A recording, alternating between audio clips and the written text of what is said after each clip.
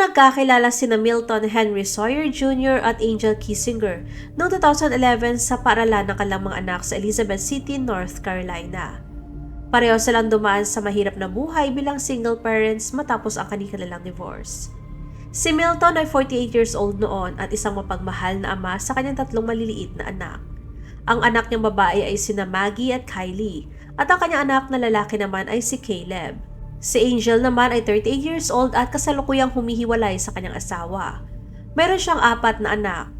Napansin agad ni Milton ang mabait na ugali ni Angel, lalo na kung paano niya mahalin at ikwento ang tungkol sa kanyang mga anak. Nalaman nila na pareho sila ng pinagdadaanan at pareho rin ang kanilang mga pangarap sa kinabukasan. Pareho nilang hinahanap ang katatagan para sa kanilang mga pamilya at ang isang taong makakaunawa sa hirap ng pinagsamang pamilya.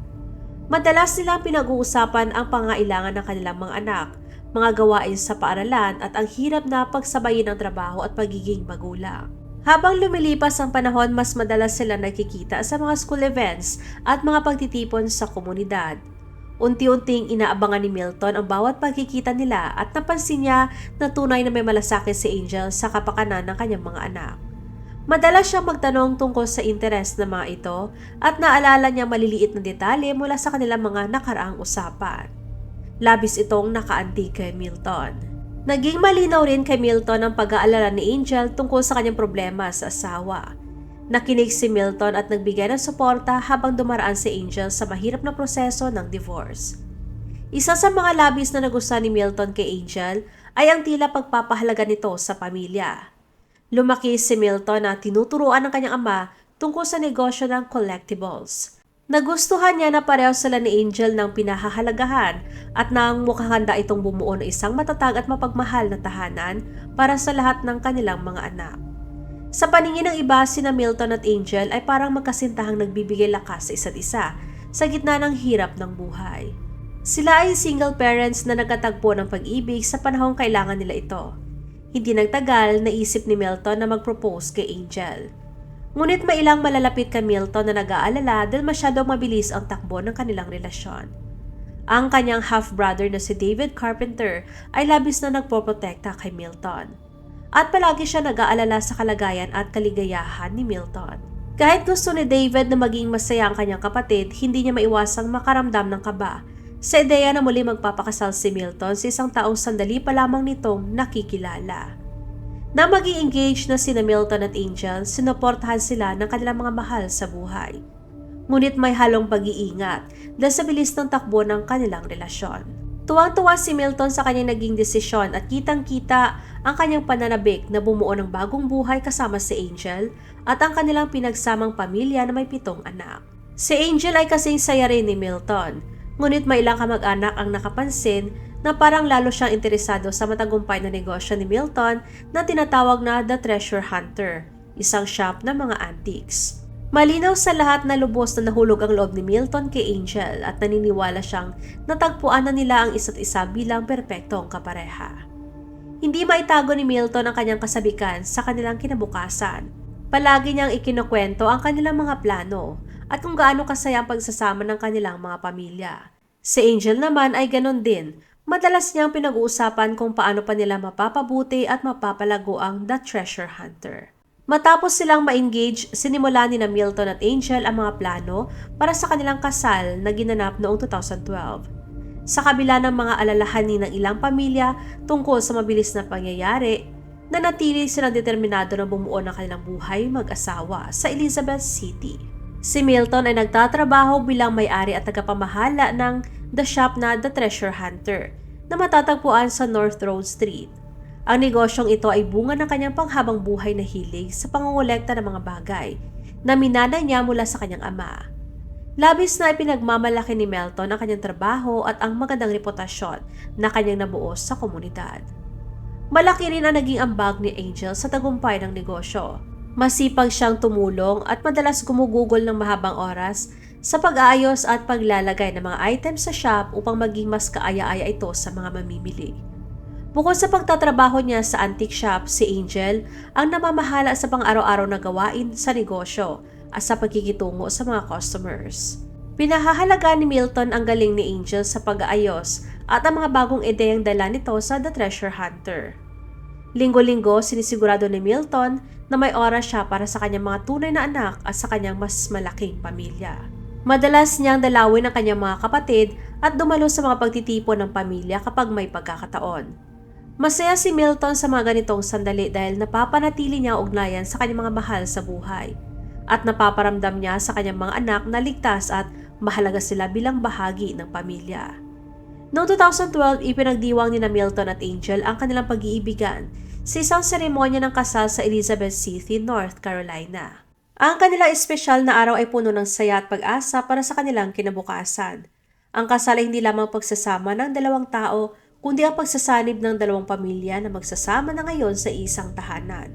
Nagkaroon na ng mga bagong stepbrothers at stepsisters ang mga anak ni Milton, habang ang mga anak naman ni Angel ay nagkaroon ng bagong stepfather na tunay na nagmamalasakit at handa silang alagaan.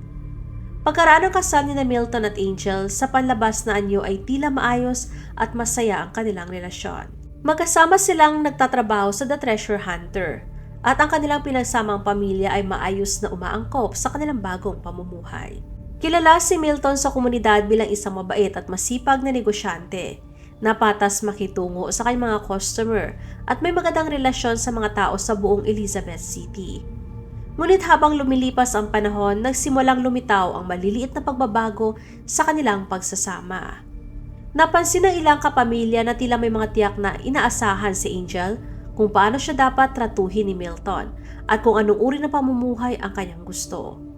Para bang humihingi siya ng atensyon at mamahaling regalo upang siya ay maging masaya, na unti-unti nagdulot ng problema sa kanilang pera o pananalapi. Kalauna napansin ni Milton na nakadepende na ang mood ni Angel sa dami ng atensyon at mga material na bagay na naibibigay niya. Kapag natutugunan ni Milton ang mga inaasahan ni Angel, maayos at tahimik ang kanilang relasyon. Ngunit kapag humihina ang negosyo o kapos ang pera, biglang nagpabagong ugali ni Angel at nagiging malamig at mailap. Habang dumaraming problema nila sa pera, mas lalo pang nababahala si Angel.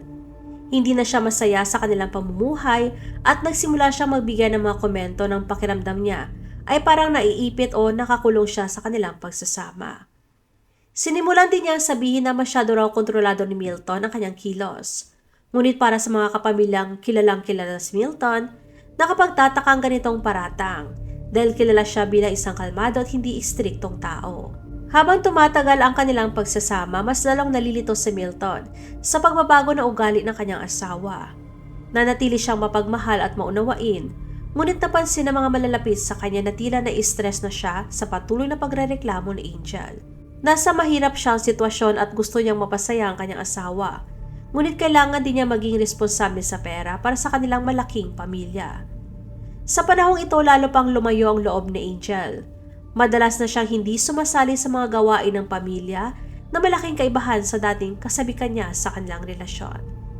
Masakit ito para kay Milton dahil marami siyang inilaan na pag-asa at pangarap sa kanilang pagsasama at sa kanilang pangakong alagaan ang kanilang mga anak.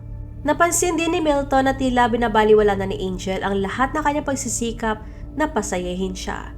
Para bang hindi na sapat ang kanyang pagmamahal at dedikasyon at unti-unti nagkaroon ng puwang sa kanilang relasyon. Hinahanap ni Milton ang malalim nilang koneksyon dati, isang relasyon na puno ng suporta at magkaparehong pagpapahalaga. Ngunit tila wala ng interes si Angel na panatilihin pa ang koneksyong yon. Nagsimulang mapakita si Angel ng pagiging balisa at hindi mapakali, na labis na ikinabahala ni Milton at ng iba pang nagmamalasakit sa kanilang pamilya. Ang madalas niya ng pagpapakita na hindi siya masaya sa kanilang pagsasama ay naging paulit-ulit na problema na nagdulot ang matinding kalituhan at sakit kay Milton.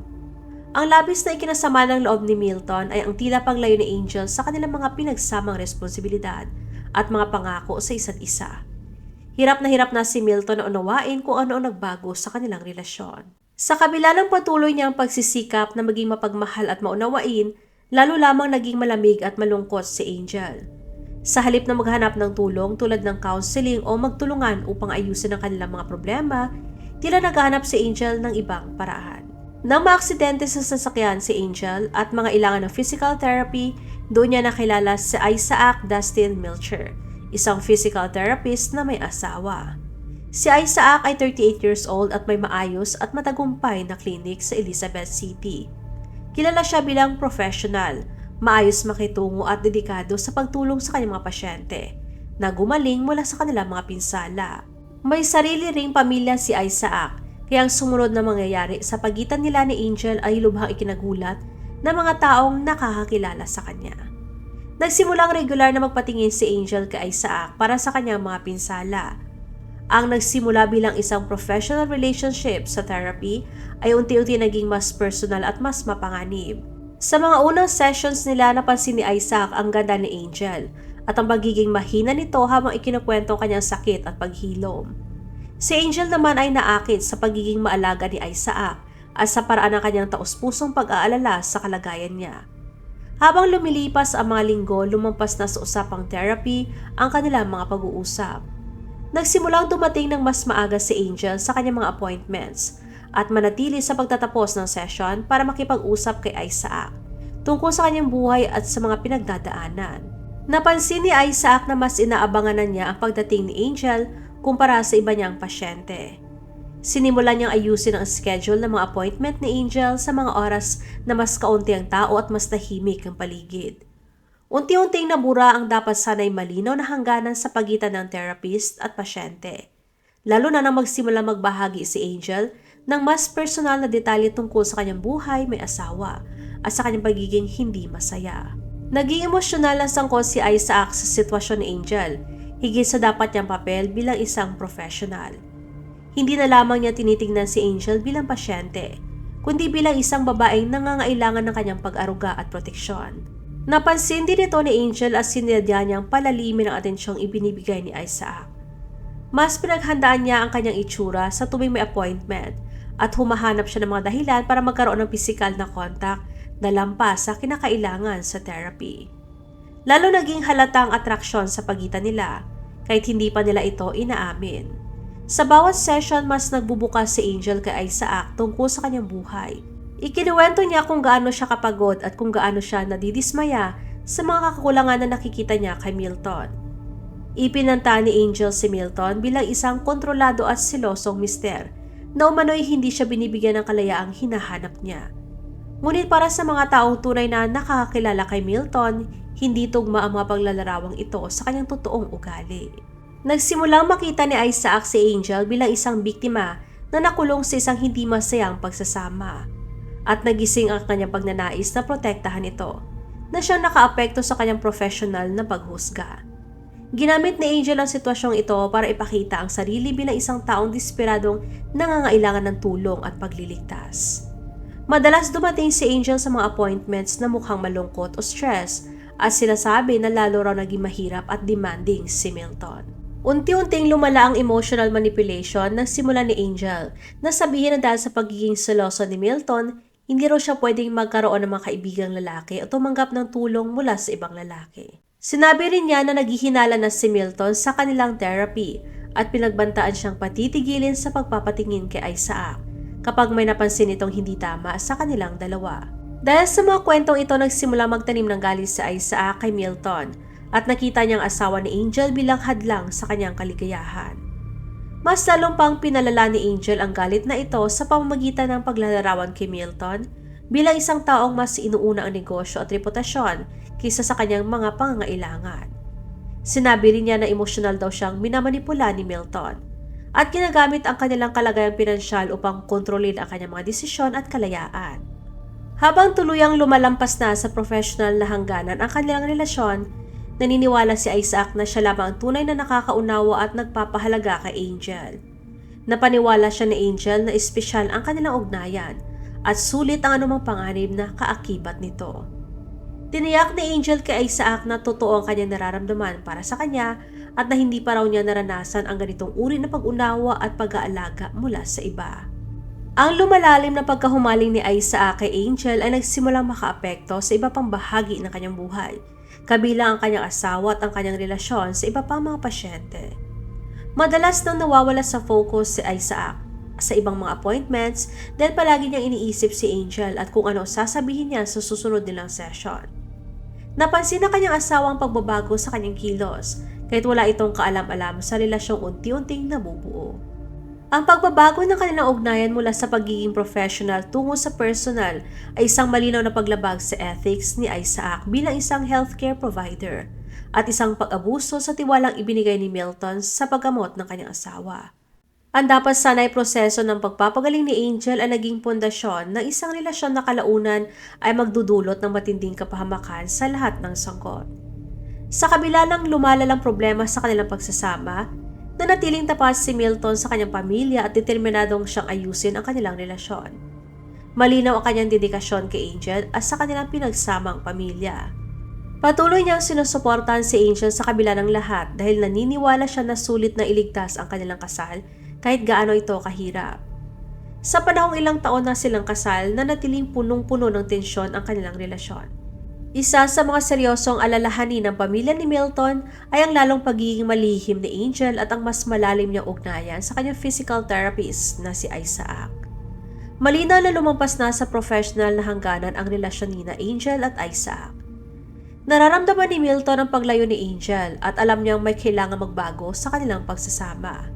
Sinubukan niyang ipahayag ang kanyang mga saloobin at alalahanin, ngunit tila wala ng interes si Angel na ayusin ang kanilang mga problema bilang mag-asawa. Lubos na nababahala na si Milton na tuloy masira ang kanilang pagsasama at ayaw niyang mawala ang pamilyang binuo nila. Desperado siyang iligtas ang kanyang pagsasama kay Angel at handa siyang gawin ang lahat upang maibalik ang kanilang koneksyon. Naniniwala si Milton na kung mahahanap lang niya ang tamang paraan o makakagawa ng tamang pagbabago, maaari pa nilang maibalik ang kasiyahang minsan nilang pinagsaluhan. Sa kasamaang palad, maiba ng plano si Angel para sa kanilang problema. Nang matuklasan ni Milton ang relasyon ni Angel kay Isaac, labis siyang nasaktan ngunit umaasa pa rin siyang maaayos nilang pagtataksil na ito. Hinarap ni Milton sina Angel at Isaac tungkol sa kanilang relasyon sa pag-asang kapag nailantad na ito, mapipilitan silang tapusin ang kanilang hindi tamang ugnayan. Ngunit sa halip na muling piliin ang buhay nila ni Milton, nakita ni Angel ang pagkakatuklas ng kanyang asawa bilang banta sa bago niyang kaligayahan kasama si Isaac. Napaniwala ni Angel si Isaac na si Milton na isang kontrolado at mapang-abusong asawa na hindi raw siya papayagang makipaghiwalay ng maayos. Inilarawan niya ang sarili bilang isang biktima na naiipit sa isang imposibleng sitwasyon at sinabing dahil sa pagiging seloso at possessive ni Milton, delikado raw na mag-file ng divorce. Ang mga manipulasyong ito ay tumama mismo sa pagnanais ni Isaac na protektahan si Angel, pati na rin sa kanyang lumalalim na pagkahumaling sa kanya. Ang relasyon ni Angel at Isaac ay naging masyadong matindi at puno ng obsesyon. Lubos na nahulog ang loob ni Isaac kay Angel at handa niyang gawin ang anumang hilingin nito. Nang imungkahi ni Angel na ang tanging paraan para sila ay magsama ay kung wala na si Milton. Nagsimula pag-isipan ni Isaac kung anong ibig sabihin nito. Kalaunan sinabi ni Angel na kailangang mamatay si Milton para siya ay maging malaya. Pinaniwala niya si Isaac na hindi kailanman papayag si Milton na makipag-divorce at gagawin nitong miserable ang kanyang buhay kung susubukan niyang iwan siya. Ang mga usaping ito ang naging simula ng isang kakilakilabot na plano na tuluyang sumira sa maraming pamilya at kumitil sa buhay ng isang inosenteng lalaki. Habang nagpapatuloy ang sikretong relasyon ni Angel at Isaac, nagsimula silang magkita ng palihim upang planuhin ang pagpatay kay Milton. Ibinigay ni Angel kay Isaac ang detalyadong impormasyon tungkol sa mga gawain ni Milton, ang ayos ng kanilang bahay at kung kailan sila nag-iisa lamang. Binigyan pa niya si Isaac ng susi ng kanilang bahay at itinuro kung paano makapasok ng hindi napapansin ng mga kapitbahay. Ang planong ginawa nila ay para magmukhang isang nakawan na nauwi sa pagpatay ang pagkamatay ni Milton. Magpapanggap si Angel na nasaktan din bilang biktima ng pagnanakaw, habang papatayin naman ni Isaac si Milton at guguluhin ang bahay upang magmukhang may mga ninakaw na mahahalagang gamit. Ang buong akala nila na kung sa ganitong paraan ay walang maghihinala sa kanila. Noong gabi ng August 1, 2018, magkasama sina Angel at Milton sa kanilang bahay sa Darien Drive. Walang kaalam-alam si Milton na yun na palang huli niyang gabi sa mundo. At na ang kanyang asawa ay matagal na nagpaplano ng kanyang kamatayan kasama ang kanyang ibang lalaki. Kumilos si Angel na parang normal lang ang lahat ng gabing yon, kahit alam niyang paparating na sa Isaac upang isagawa ang kanilang nakamamatay na plano. Bandang madaling araw ng August 2, 2018, Nanonood ng TV sina Angel at Milton sa kanilang kwarto na magpaalam si Angel na kukuha lang ng merienda sa kusina. Ang simpleng kilos na yon ay hindi pala inosente. Yun ang naging hudyat ni Angel kay Isaac na ligtas nang pumasok sa bahay at isagawa ang pagpatay na matagal na nilang pinagplanuhan. Pumasok si Isaac sa bahay ng mga Sawyer na nakasuot ng dark na damit at may suot na hockey mask. Ginamit niya ang susi na ibinigay sa kanya ni Angel. Tahimik siyang dumaan sa loob ng bahay papunta sa master's bedroom at kung saan nakahiga si Milton. Walang kalaban-laban at walang kaalam-alam sa panganib na paparating. Bumalik si Angel mula sa kusina at nakita si Isaac na nakatayo sa hallway sa labas ng pintuan ng kanilang kwarto. Handa na isagawa ang kanilang plano. Ang mga sumunod na nangyari ay isang planadong pagpatay na sadyang pinalabas na parang basta na lamang pagnanakaw sa bahay. Pumasok si Isaac sa kwarto kung saan ay nagpapahinga si Milton at mabilis niya itong sinunggaban. Itinali niya ang mga kamay ni Milton sa likod gamit ang duct tape. Litong-lito at takot na si Milton dahil hindi niya maintindihan kung bakit siya inaatake ng isang taong nakamask sa sarili niyang bahay. Napakabangis na nangyari nang sakali ni Isaac si Milton hanggang sa mamatay gamit ang kanyang mga kamay. Pilit na lumaban si Milton para sa kanyang buhay, ngunit wala siyang laban sa mas bata at mas malakas na umaatake sa kanya. Ang pagsakal ay direkta at personal dahil kinailangan ni Isaac na manatiling nakahawak kay Milton habang ginagawa ang pagpatay. Kaya ito ay isang napakabrutal at sinadyang krimen. Matapos mamatay si Milton, nagtulungan sina Angel at Isaac na ayusin ang eksena para magmukhang isang nakawan na nauwi sa pagpatay. Kinalat nila ang mga damit sa kwarto, ginulong paligid at inilipat ang katawan ni Milton upang magmukhang napatay siya habang lumalaban sa isang magnanakaw na naghahanap ng mahahalagang gamit mula sa kanilang negosyo. Para makumpleto ang kanilang panlilinlang, hinampas pa ni Isaac si Angel sa ulo gamit ang baril na dala niya.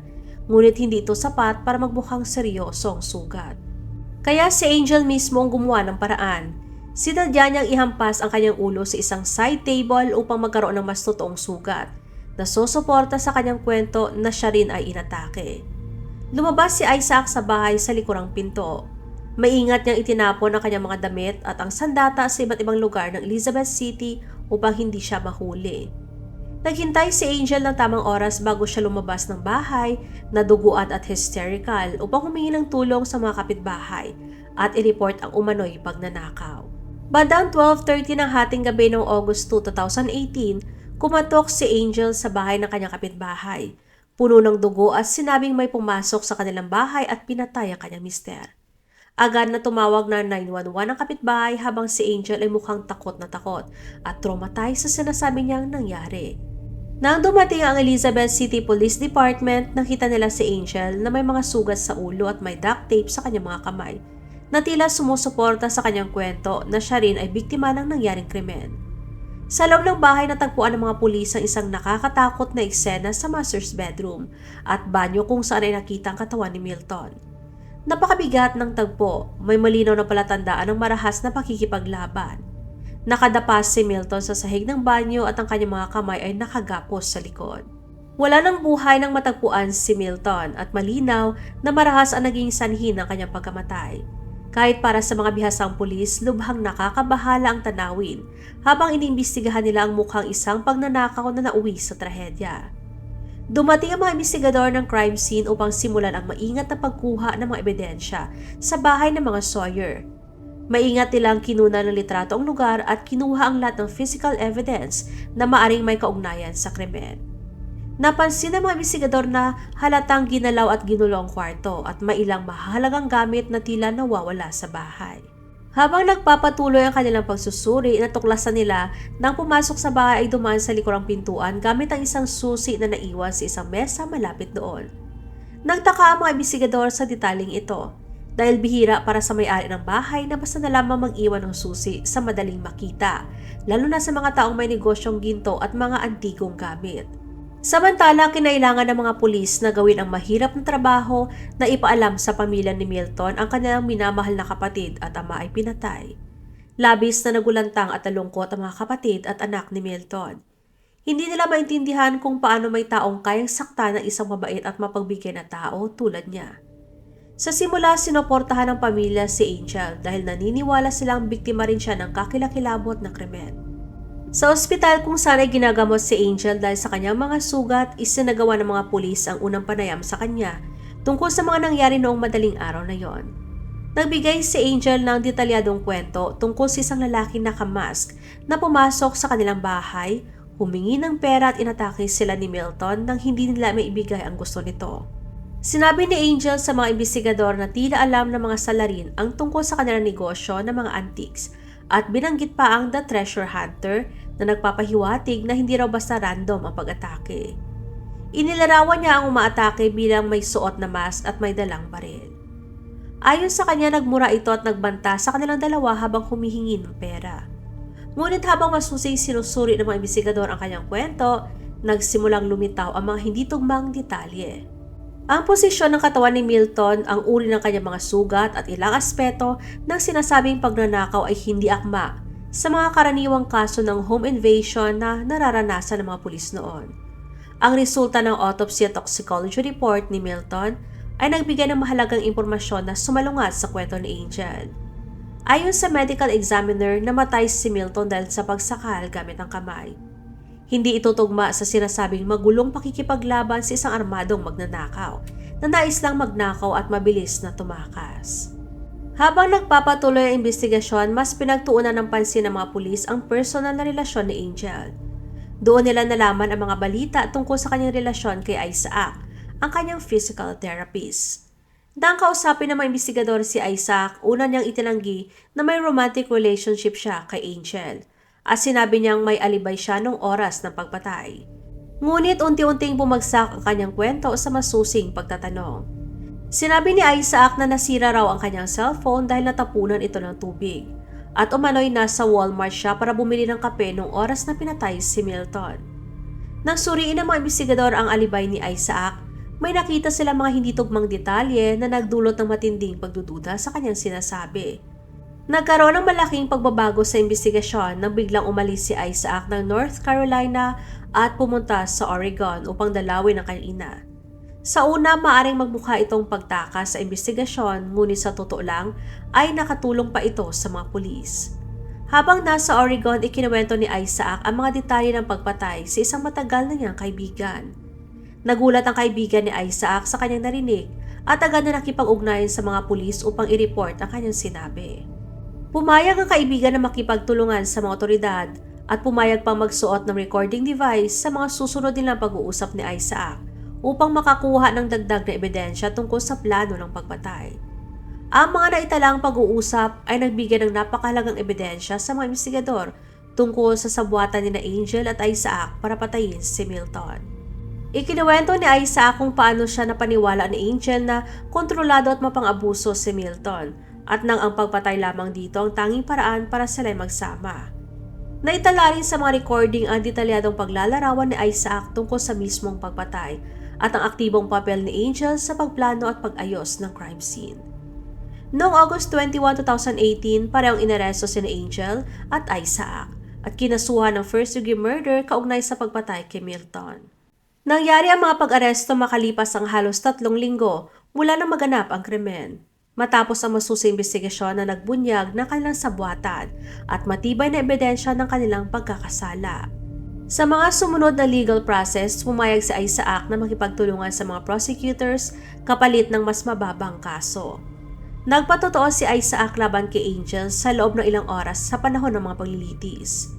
Detalyado niyang ikinuwento ang kanilang relasyon, ang pagplano ng pagpatay kay Milton at ang mga nangyari noong nakamamatay na gabi noong August 2018. Ipinakita sa testimonya ni Isaac kung gaano kaplanado ang krimen at kung paano si Angel ang pangunahing nagtulak sa desisyong patayin si Milton.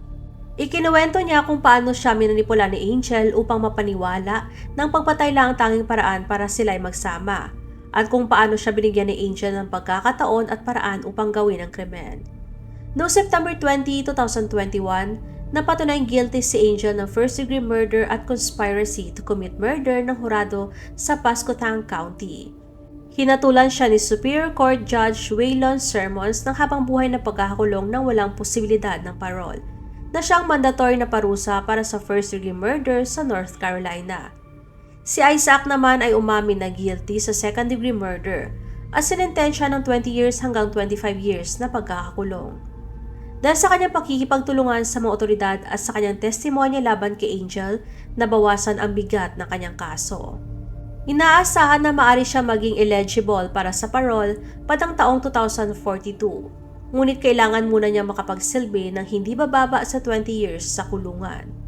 Sa mga pagdinig ng sentensya, nagkaroon ng pagkakataon ang pamilya ni Milton na magsalita sa korte at ipahayag ang matinding sakit at epekto ng kanyang pagpaslang sa kanilang buhay. Ikinuwento ng kanyang mga kapatid na si Milton ay isang mapagmahal na ama, kapatid at negosyante na lubos na nagtiwala kay Angel at kailanman ay hindi inakalang kaya niyang magtaksil ng ganito kalala.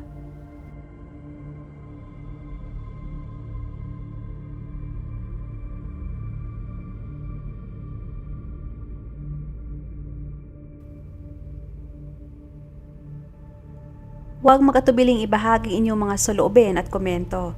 And please huwag kalimutang mag-like and subscribe sa aking channel kung hindi mo pa nagagawa. Magkita-kita tayo ulit sa aking susunod na video. Maraming salamat!